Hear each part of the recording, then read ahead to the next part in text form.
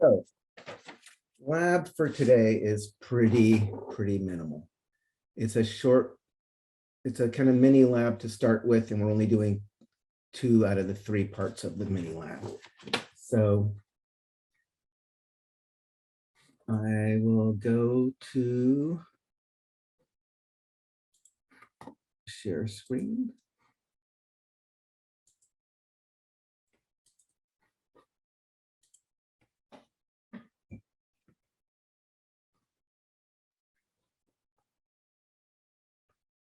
So the first part we'll do by actually just watching a little video to see what we can see. And the second part we'll do in little breakout rooms so you can just get the data together. It'll be more fun. So let's do that. So this Exploring the Respiratory System lab is basically got 2 parts. The first part, if we can just look at the little PDF here.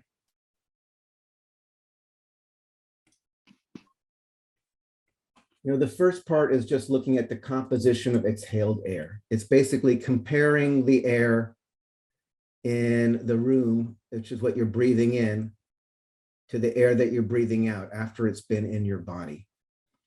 And it seems pretty straightforward, but there actually are some important points that come up in just looking at a few simple observations that we'll talk about. We'll talk about why it's actually seems like a bit of a silly thing to do, but we'll see that it's actually not that silly.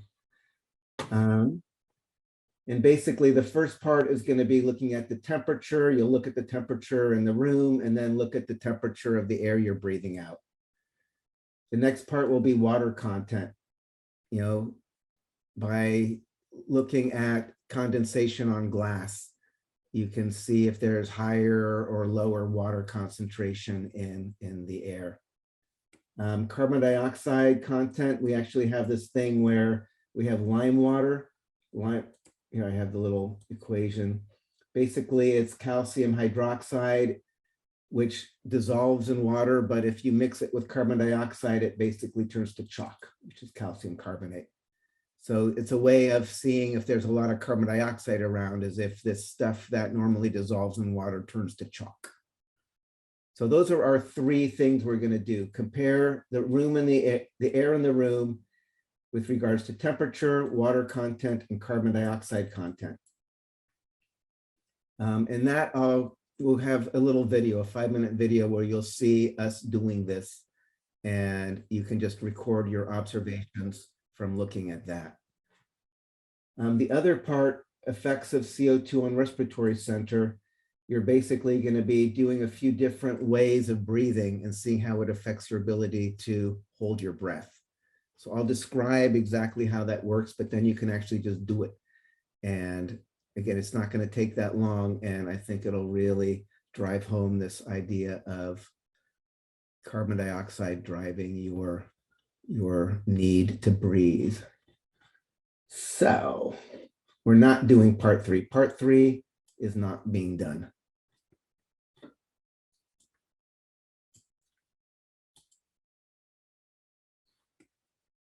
So the first part, this is just going to show you these 3 parts: temperature and water content and carbon dioxide. In your lab notebook, you should describe what your observations are from looking at this video, and also just talk about the implications, which I will talk about in just a few moments as well. So we'll just watch this together, and you'll get to see, I think each of us do one part. So next here all right, so this is Tina, and here we go.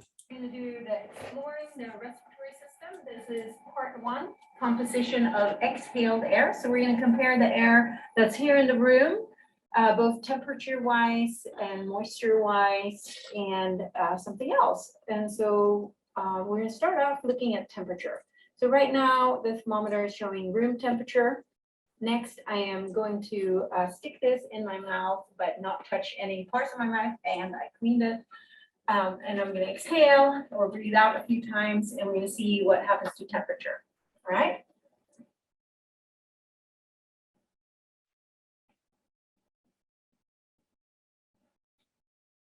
All right, so if we zoom in there, you can see that the temperature has gone up. It looks like maybe 23, indicating that the air that I'm breathing out is, of course, warmer than the air that I was breathing in. Right. So, I mean, again, at some level, it's like not that shocking, right? You're taking the air and you're putting it into your body. But what does it mean that's leaving when you're breathing out, you're not just breathing out CO2 or whatever. What else are you breathing out? What are you losing out into the environment? Water. You're losing heat, right? That's energy. That's, for you, part of your body's homeostasis is maintaining your temperature and and every breath you take, you're actually losing some of that heat to the outside, which is something that is gonna figure into your overall like homeostasis of your temperature, right? So it actually is useful to realize that part of what breathing does is, is losing heat to the environment. The next part is going to be looking at the moisture, the water content of your breath. So for the next part, we're going to take a look at what kind of water content we have in exhaled air. And so for this part, I'm going to use this piece of glass. And so you can see that right now there is no water vapor or condensation on this piece of glass as it's here in the room. So next I'm going to blow on it and we're going to see what happens. And so as you can tell, there is condensation occurring because my breath is both warmer and contains moisture. And so it hits the cold glass and you see the water vapor condense out. All right, so this is not going to be shocking to anybody who's ever on a window and drew a smiley face or something, right? It's not, but in this context, it's important to think about what are the implications. You probably haven't really thought about this before. What are the implications in addition to temperature to breathing that breathing has to do with your homeostasis? It has to change the temperature of the air coming in. But I'm talking about the thing we just saw. You lose water? You're losing water. Every breath that you breathe out, you are losing water.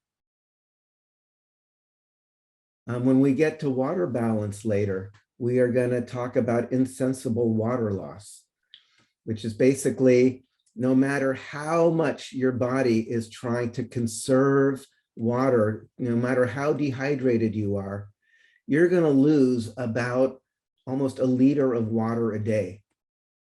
And a big part of that is this: just by breathing, you lose water.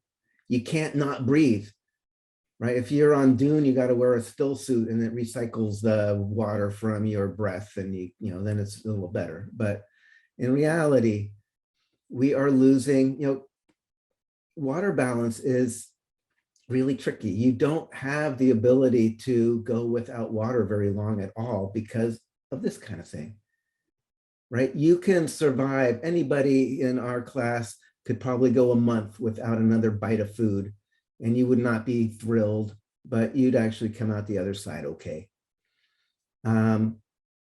Within like 3 or 4 days, if there was absolutely no moisture or water, most of us would be dead. Right? Your water balance is tricky because of this insensible water loss, where every breath you breathe out, you're losing water to the environment. So again, as much as it seems a little silly that exhaling on a window pane fogs it up, it's like yes, but in the context of our class and really thinking about physiology, that actually is something to pay attention to and is going to be important when we think about, overall water balance in our body. So that's, like I said, this lab is pretty short, but it does bring up some important points that actually are useful. The last part is going to be looking at carbon dioxide and basically using that lime water, that calcium hydroxide. And so we'll just follow that and then we'll be done with this part one. The third part of this experiment, we are going to investigate something else that's in my breath that I'm breathing out.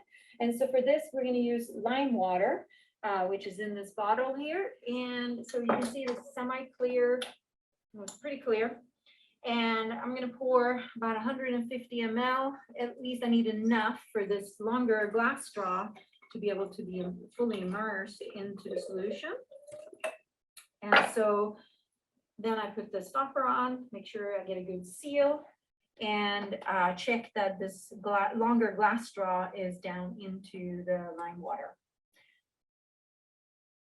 Then next, what we're going to do is I am going to put this straw, because this is where I'm going to put my mouth or lips on, and I am going to suck in air into my lungs, and that will force air to flow from the room into the longer straw. So we're going to get room air into the lime water, and then we're making sure that I'm not breathing in any of the or sucking in any of the fluid, because that straw is much shorter. All right, and so after that, we're going to switch the straw over here, and then the second part, I'm going to blow my breath into the lime water, and we're going to see what happens. All right, so let's start with getting room air into the lime water. So I'm sucking on this. Right, basically though, you could imagine the room blowing into the smaller tube. So this is like the room bubbling into the lime water, and see if the carbon dioxide in the room is enough to react with the lime water. Right, so this is air coming in from the room because she's sucking, creating a negative pressure in there. And as you can see, there's nothing really happening. The lime water is still clear.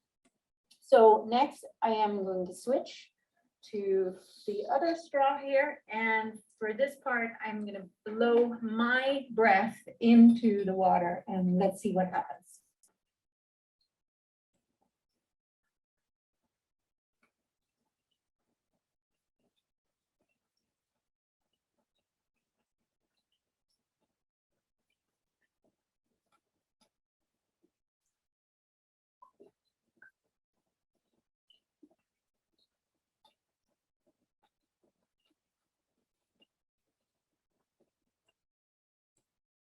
Here you can clearly see that the lime water has turned cloudy, and it's now up to you to read in your manual. There is a chemical reaction formula there, and then combine that with thinking about what is it in my breath that I'm breathing out that's part of that chemical formula that can cause this lime water to get cloudy, or in other words, obviously we're forming a precipitate, more cloudy particle that is making this a little bit cloudy.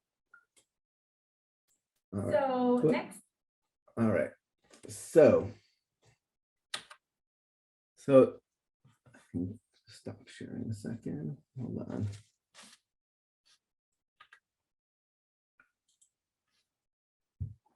So it's pretty obvious. What did we notice about her exhaled air compared to the room air? Higher concentration of CO2. A way higher concentration of CO2. Ready? Because that's, again, in the interest of speed, I kind of glossed over the removal of CO2 from the blood into the alveoli, but that's another important part of what's going on in the lungs as well. The CO2 is at a higher partial pressure in the blood returning from the tissues and moves into the alveoli and gets exhaled. when you breathe out. So, so for part one, all I want you to do is just describe the observations from this little video. And also, it doesn't have to be a big extended discussion, but you should discuss the implications of what you see, what these observations mean, which we've kind of just been talking about. So any questions about part one? So part two is going to be doing a few different kinds of breathing and seeing how it affects your ability to hold your breath. And this, we actually have enough time. Let's just do this in little breakout rooms. That way you can just get it done now, and it'll be more fun because you can like share your results with each other. So I'm saying here, do at home. You see, you're going to record your data in your lab manual as we do it right now. Then we'll also have some more group data that you can use in addition to that for your complete write-up. But if we go back, I'm clicking on things, realizing you're not actually seeing what I'm talking about. Duh.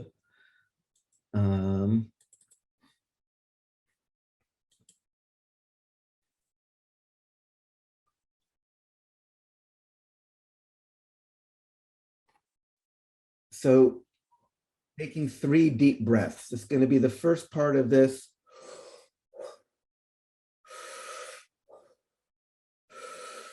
This is going to be kind of your baseline, is just see how long can you hold your breath. You're going to get in that third breath, start a timer, get on your iPhone, and just see how long can you hold your breath. That's going to be like this baseline. Sometimes when you're holding your breath, there's like this kind of moment where you're like, whoa, sometimes people like start breathing because they get a little scared because like, whoa, I'm feeling a little funny. Like, make sure you don't take a breath until you really need to. Sometimes people get weird results on this lab because they just aren't really trying to hold their breath. So really try, see how long you can do it. So that will be your baseline. Rest a little bit. The next one is breathe 20 times deeply and fairly rapidly. I should just give you a word for this.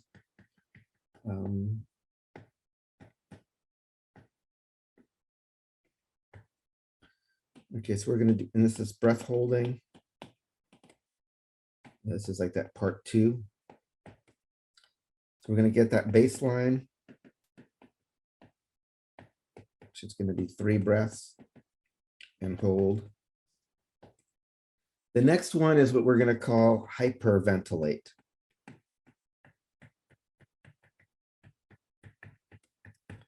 Hyper, excessive. So you're not just doing a normal ventilation. You're going to breathe deeply and pretty rapidly.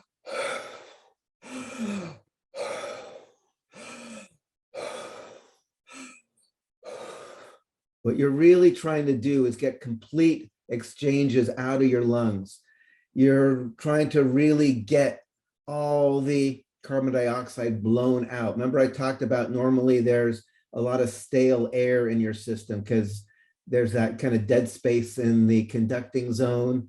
When you're hyperventilating like this, you are getting rid of a lot of that stale air and not letting new carbon dioxide build up before it's blown out again.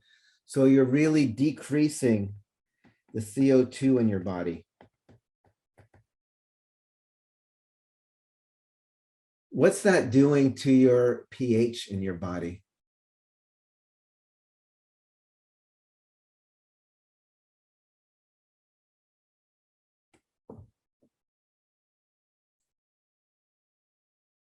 How is CO2 in your plasma?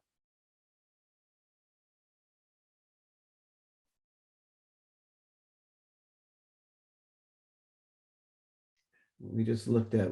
You decrease pH. Say, I didn't hear that. Say it again. pH is decreasing. pH. Well, no. Well, if you have less CO2, because CO2 gets converted to carbonic acid, remember? We just said that was like the last take home point of our talk on the respiratory system. CO2 is getting converted to carbonic acid. So if we're getting way less CO2, what does that mean about our blood? Less acidic. Less acidic. We're going to actually go into alkalosis. We're going to become more alkaline, which actually, the reason why I'm bringing this up right now is it actually can constrict blood vessels to your brain and make you kind of get a head rush. So when you're doing this, you should sit down. Don't be standing up or like sitting on over something where if you pass out, you're going to hurt yourself. You will likely feel like, whoa, but write it out, go past the kind of head rush and just keep holding your breath and see how long you can go after you've done this kind of 20 times and then hold. What do you expect?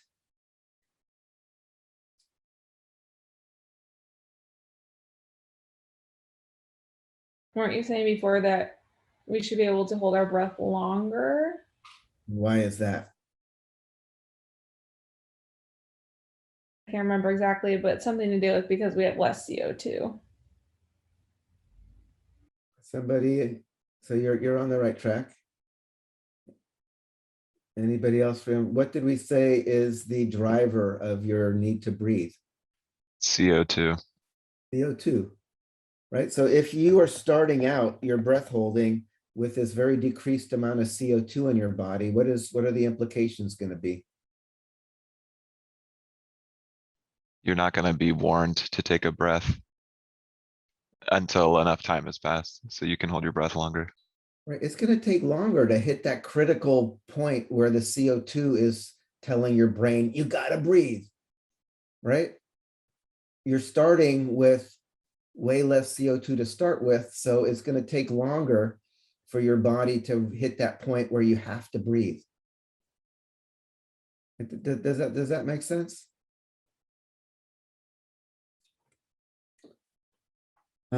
The next part, rebreathing. So this is, you got to be careful. You know, they always tell you don't like put a plastic bag over your head because you're going to die or something. In this case, in a very controlled way, I do want you to actually keep rebreathing into the same plastic bag.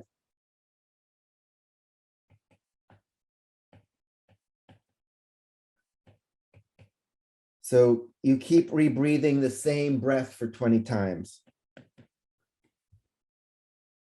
When you're doing, so you can, I find a plastic bag is best because it's easy to kind of seal around your mouth and it kind of inflates and deflates easily. So if you just have like a plastic bag lying around, if you're in a group, find somebody who has a plastic bag, easy to get.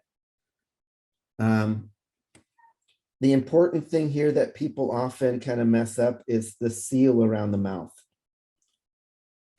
Sometimes people like breathe in and don't realize that they're sucking in fresh air around the edges of their mouth and they're not actually totally rebreathing. So they're actually getting fresh air in addition to the rebreathed air. So really seal this well and just suck in and out the same air. What's going to be happening to the CO2 in your body as you keep rebreathing in the same air? Increase. Right? Because we just saw CO2 of exhaled air has a lot, is pretty high. And you're breathing in that air that's already got CO2, adding even more CO2. So you're going to be really upping the CO2 in your body. How do you think this is going to affect your ability to hold your breath when you now try to hold your breath? It'll be terrible. Probably going to be pretty bad. Number 4 is going to be kind of exercise. This one, it says, you know, it says run around the building, but obviously there's no building in your living room. I would say just like do like it's important that you're fast. like sprint in place to where you're, like, you're kind of tired, or do really fast jumping jacks. This should not be like, okay, I'm exercising. Oh yeah, I'm exercising. Look at me go. You really want to get into anaerobic respiration. So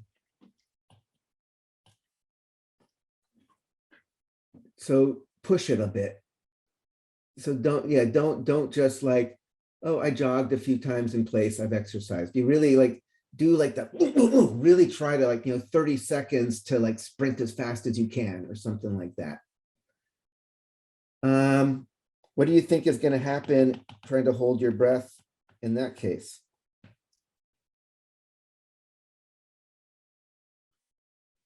It'll be harder because you're going into oxygen debt. Yeah, exactly. You're going to be in oxygen debt. That means as soon as you stop, your body is going to be going crazy doing all of those metabolic pathways to recover from oxygen debt, which are going to be generating lots of CO2, way more than you would normally. So what your lab is going to be right now is we'll go into breakout rooms. You're going to get your baseline. You're going to get your hyperventilation number. You're going to get your rebreathing number and your exercise number. And we'll come back in, this is probably going to be about 2, 4, 6. I'd say let's come back in about like 12 or 13 minutes. We'll come back at 2:20. I think most people will have been done by there. And we'll see what happened. And everybody understands why it makes sense, like what is going on, like why in the hyperventilation, like how much better were you able to hold your breath during hyperventilation? 33.33% better. Yeah, so that's typical. Like, I mean, I find if I hyperventilate, I can hold my breath like 2 or 3 minutes even. It's kind of crazy. In fact, like I said, when people go free diving, they'll typically do kind of a mellow amount of hyperventilation, like a few breaths, because it really will increase your ability to stay down underwater longer. But you don't want to overdo it, because you can actually get to a point where you hold your breath so long that you are actually running out of oxygen and you pass out, and then you can drown. Particularly underwater, you get the additional thing of the water pressure. So like, this is just kind of my what do you call it, public service kind of thing. Here's the water, and here is you kind of having fun diving under the water. If you're 30 feet below, this is an extra atmosphere. We're now at 2 atmospheres compared to being at the surface, which means, and that pressure is pushing on your chest, which means that the partial pressure of the oxygen in your alveoli is twice what it would have been under the same conditions if you were up on the surface.